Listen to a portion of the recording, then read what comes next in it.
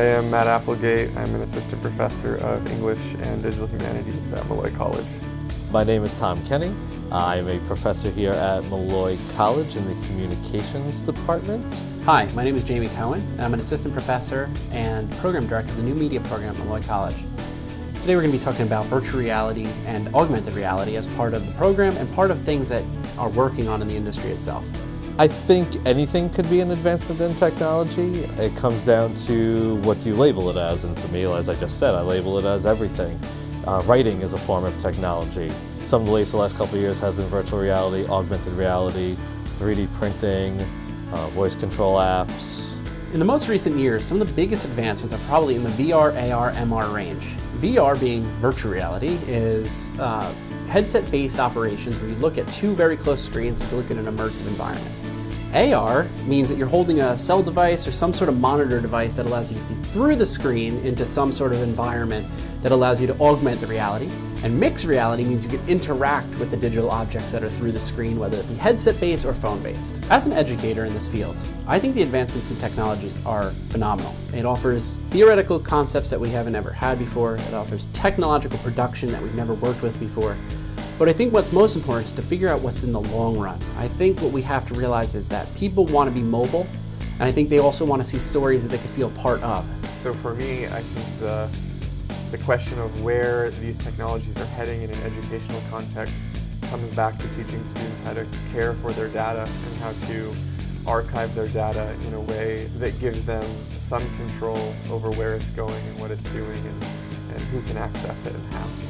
Every advancement affects culture. That's just what it does. If there's a new technology, culture changes around it. Rarely does culture cause the technology. It's usually the technology causes the culture to shift. Does technology have a positive or negative effect? You know, some people, you ask this question, always look for the negative. I know some people are worried about privacy, taking data. I'm not one of those people. I really am not. I've always looked for the positive way of technology. Advancements like VR, AR, MR, AI, they all have a positive effect at first through their excitement. I think in the long run they create somewhat of a negative effect in the marketplace. Obviously technology can have good or bad effects, but I think on a large scale we need to sort of think about what it is that technology is doing and how we are interacting with technology and creating technology, what we're creating technology for. These technological advancements can also do one of the stranger outcomes, which is counterculture and subculture. Because these are closed systems, VR, AR, MR, they're made by corporations, usually big corporations, and that means the technological advancements come from the inside. We are already becoming so integrated with our technology that what it means to be human has already changed. Technology is going to benefit society more than it's going to harm us and take us away, and again, it comes back to adapting with us and how you decide to use it, how we enhance it into the industries and the fields that we're going to go into.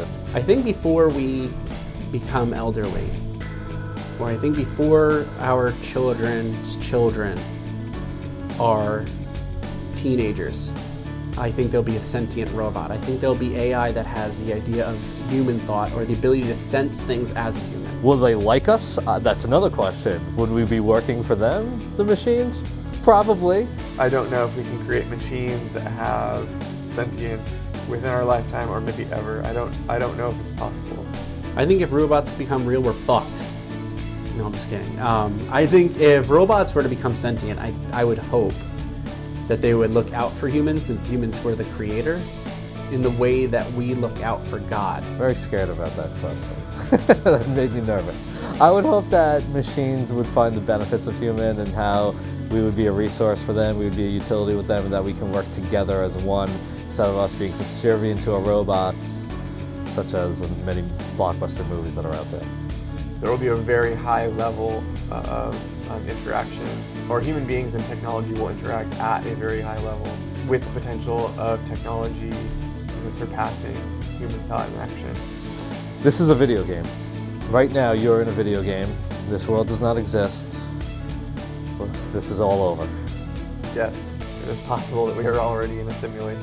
I think it's very possible we're already in a simulation, only because there's very little way to disprove that, and because of the way that technological advances have happened so quickly. So to paraphrase Elon Musk, is 40 years ago we had Pong, which was a simple pixelated graphic system, and now we have virtual reality headsets where we feel immersed in it.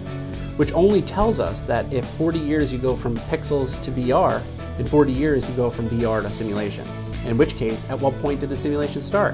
And how do you know you're not interacting with the simulation at this moment to get to that point where it leads to the present so you can understand how this all came to be? In other words, to get used to a simulation, you have to train people for the simulation. So it's possible? Sure. Is it likely? Probably not.